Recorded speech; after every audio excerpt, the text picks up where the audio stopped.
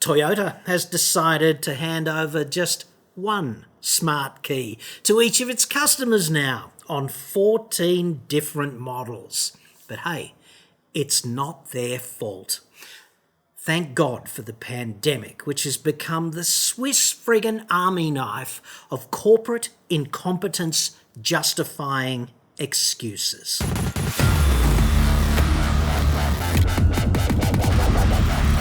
I'm John Cadogan from Expert.com.au, and I get new cars cheap.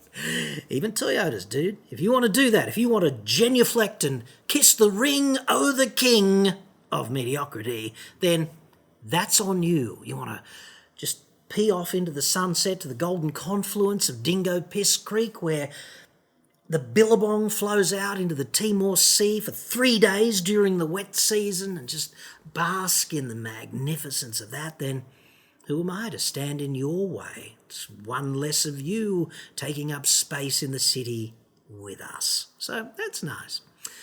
Website. Card. Now, Reuters got onto this. Story broke in Japan last week, I think, and then Reuters did what it does best, which is just, shotgun it everywhere. Reuters says the world's top-selling car maker said on Thursday of last week it would replace one of the 2 electronic smart keys it delivers in Japan with a mechanical one for the time being as it races to get cars to customers in Japan.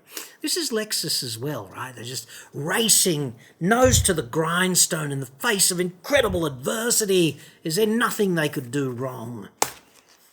They're the Keystone Cops of car makers. Well, that's what they've become. That's what the pandemic has done, let's face it. Toyota said in a statement that was carefully prepared, presumably, as the shortage of semiconductors continues, a shortage which, it must be said, they engineered for themselves by just garrotting any semblance of supply chain security, because the bean counters just jumped in and said, we could save 1/10 of a cent by just going with one supplier. And that worked out so well, didn't it, ultimately? Anywho, if you're waiting endlessly for your Land Cruiser, your RAV4 Hybrid, your Hilux, whatever, dude, this is why, okay? It's not because of demand and they can't keep up. It's just because fumbled the trigger, shot themselves in the dick. This is a provisional measure aimed at delivering cars to customers as quickly as possible. That problem-solving thing. Great. As for the second smart key, we plan to hand it over as soon as it is ready. Seriously? Dude, they had one job. The one job is you just make cars and sell them. That's one job. It's not like we're asking them to do the mission to Mars, That would be out of the box, and some unforeseen setbacks would be understandable, right? This is not that. This is, we fucked this up badly, and now we're putting it on you to just tolerate. Come on. I know this is blasphemy, because in the whole beard-stroking community, people love Toyota. Toyota is a religion. It's oddly like Tesla, actually. If you took the charismatic nut out of Tesla and all of the greenwashing, Toyota and Tesla would be indistinguishable from each other, because the people who love their Toyotas are kind of characteristically the same as the people who love their Teslas. So there's that. This is also occurring in North America, which doesn't bode well for Australia, does it? Because we're not as important to Toyota as either of those markets. And I'm actually wondering if this is happening now and Toyota just hopes that nobody notices and isn't reporting it, kind of thing. Here in Australia, I mean. But in North America, Toyota said, quote, due to supply chain delays, Toyota will temporarily provide one smart key for certain vehicles produced in North America. That was a statement they emailed in part to Fox Business Digital, right? They went on and said that our manufacturing, logistics and sales teams are working diligently to develop countermeasures to minimise impact to customers. What countermeasures? The only countermeasure for not stumping up the requisite 2 keys is stumping them up. And they're not doing that. FFS. Working diligently to develop countermeasures. Well, just let me know how that goes, you dicks. I have absolutely no sympathy, of course, because Toyota has 400,000 employees and $800 billion Australian in assets. Okay, so if they wanted to do anything, they could do it. It's just that they don't really want to do this, or they're not smart enough to solve it. It's not because they don't have the resources. Toyota is richer than some countries, for fuck's sake. I guess the really big question is how long until they start doing it in Australia? Will they start doing it in Australia? Are they already doing it in Australia and just hoping that nobody notices? If this kind of thing has happened to you, maybe not just with Toyota, but anywhere across the automotive industry, let me know. I'd be fascinated in what they said about it, what excuses there were. Is there a resolution time frame, or did they give you a discount for fucking you over? Probably not. So I'd love to know that kind of thing. But I think more broadly, that the key thing is that we've reached a point where COVID has become the universal let us off the hook excuse for all flavours of possible corporate incompetence, doesn't it? And I'd suggest that enough is enough. As consumers, we have a right to expect more.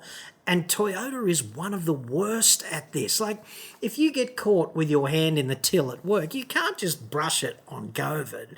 And if you're with a group of friends and your wife or something and you fart in the lift, try telling everyone it's perfectly okay, but you were affected by COVID. Like, it's not going to wash, is it? Like, oh, mate, sorry I pissed on your RMs. It was the COVID. Sorry I appear to be in the shower with your wife. Must be the COVID. Like, it's not going to wash. And Toyota is off its meds anyway. Like, when you look at the totality of the big T's recent behaviour, surely cracks will have to start forming in the religion, or at least some of the faithful are going to become apostates, are they not? I just mean metaphorically, right? Now, Sean Hanley, who is their senior marketing and sales wonk here in Australia, he went off the chain recently with a group of media in some sort of scrum at some shitbox Corolla launch, and he basically said, quote, "Carbon is the enemy here." Right? This is up there with Toyota's claims about self-charging hybrids, which is an expression that's been banned in Norway for being misleading, according to them, by the way. What they say about the RAV4 hybrid today, right? There's no need to plug in your hybrid battery, as RAV4's petrol engine will charge it for you as you drive. This is a quote from Toyota Australia's website today. There's no need to plug in your hybrid battery, as RAV4's petrol engine will charge it for you as you drive. It's just a piece of anti-EV rhetoric and anti-plug-in hybrid rhetoric. And P.S. it is untrue, because the petrol engine does not charge RAV4 hybrid, as I understand it. Like, that is a quote directly from their website. And where's the friggin' ACCC on this? Asleep, right? The only way to charge the battery in a RAV4 hybrid in Australia is by regeneratively braking, where the electric motors turn into generators and pump up the battery. As I understand it, there is no correlation between the engine in the Toyota RAV4 hybrid and the battery. If I'm wrong, let me have it in the comments, but I do not see how a RAV4 hybrid's petrol engine will charge it for you as you drive. I just don't. Hanley went on at this tantrum, incidentally, and said, "We're in full support of some mandated type of legislation around emissions reductions. The one thing everyone agrees with is that we have to get to a carbon neutral position." His whole stance, which I presume is Toyota Australia's stance on carbon neutrality, because why else would he be saying it if it wasn't, right? That whole stance is ridiculous, because this is the company that sells the Hilux, which is Australia's #1 selling vehicle.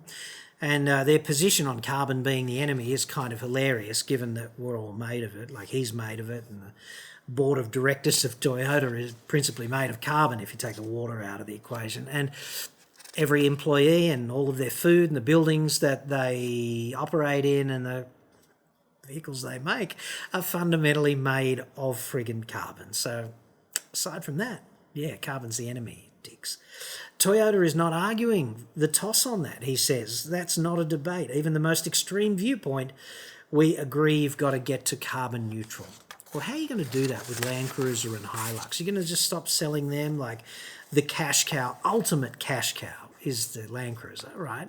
And the Hilux is one of the filthiest shitters. It just is. How is if carbon is the enemy, how can you look yourselves in the face and keep selling it? That's what I want to know. This other claim they make about being swamped by demand, okay? Toyota basically spent this year telling anyone who was dumb enough to listen that they couldn't supply the vehicles because they were swamped by unprecedented strong demand. And that is like a Himalaya of horse shit, right?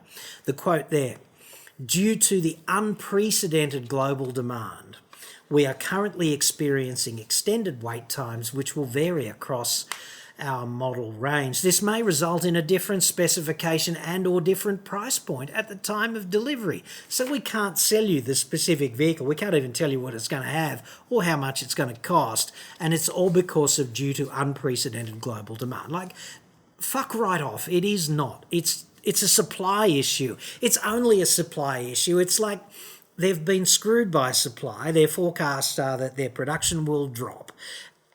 This is not a demand issue, right? It's fundamentally not. And nobody is calling them out on these bullshit statements. It's because they want the advertising revenue. Now, Toyota, on Planet Toyota, the truth is just something to be managed, okay? On my world, the ontological truth, like I get up every morning and I have my 3-course breakfast.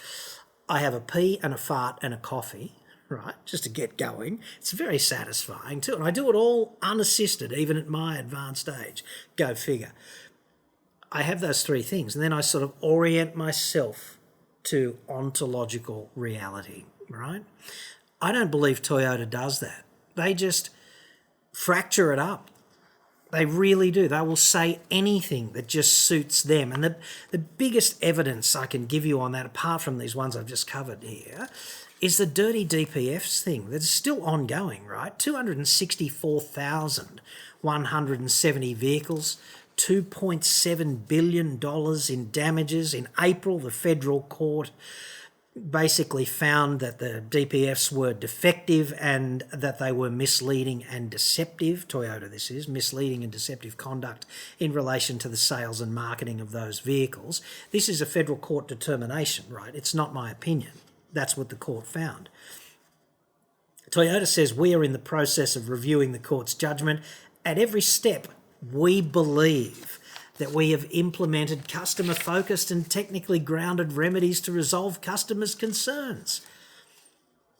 And they're now appealing the ruling because, arseholes with money. So this we believe business. It doesn't matter what you believe. You can believe there's a giant fucking titanium teapot on the other side of the moon if that's what you really want to believe. But in the absence of evidence, it's pretty hard to make the case, is it not? So Toyota can believe how it acted all it wants, but I've spoken to plenty of people who were impacted by the dodgy DPF thing, and Toyota were card-carrying cocks for much of their, let's call it, suffering. So there's that. And if that is implementing customer-focused and technically grounded remedies, then okay, continue believing what you want. And of course, the shareholders in Japan protesting Toyota dragging the chain on EVs. Toyota is an anti-environment lobbying specialist, irrespective of what they say about their hybrids when they greenwash them, right? They just are. Basically, they are anti-EV lobby specialists. Don't believe just me on this. Believe Influence Map, which is an independent group that monitors the behaviour, the lobbying kind of behaviour of multinational companies. And they actually rate Toyota as the worst car maker on earth for anti-environment lobbying. The worst car maker. And the only 2 companies who are not car makers that are on top of Toyota for anti-environment lobbying are ExxonMobil and Chevron. So you've got to ask yourself, why do you really want to buy one of these shit boxes? Because if somebody was an advocate for planet killing and a congenital liar and just treated the truth with much less respect than it ultimately deserves, then would you be friends with them? Would you socialise with them? Most people would not. And yet a lot of people buying Toyotas are doing it because they think Toyota has shit that does not stink in some way. And I'm not seeing it here. I'm just seeing incompetence and lies.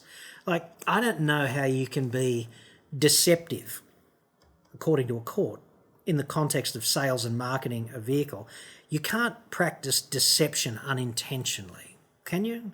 You have to respect the facts enough to misrepresent them, don't you, to be deceptive? At least that's how I would define deception. So anyway, these protests, right, and the subsequent amplification of them in the media, perhaps they explain why Mr. Hanley was so apparently butthurt recently over those media questions about why the company is so anti-EV, seemingly. That and the fact that their market share recently imploded. That's an important consideration as well. They were 24.3% of the Australian market in September of 2021. They're 15.9% 12 months later. So in September just gone, 15.9%. That's a disgrace. And it can only be explained by supply-side problems. Incompetence, Keystone Cops kind of problems, right? It can't be explained by being swamped by unprecedented demand. Because if that were the case and supply was unaffected, then sales would be up. That's just how this works. This, incidentally, is a reduction of 35% in Toyota's market share month on month with a 12-month gap in between. So September 21 versus September 22, their market share dropped by more than a third. That's got to be an interesting conference call back to Japan, don't you think, for the Trump? Anyway, you got to ask yourself, is it either swamped by demand or a barbed wire sort of colonic of third-rate production management? I don't know which. I know which one of those I'd choose, but I guess it depends whether you live in the real world or not.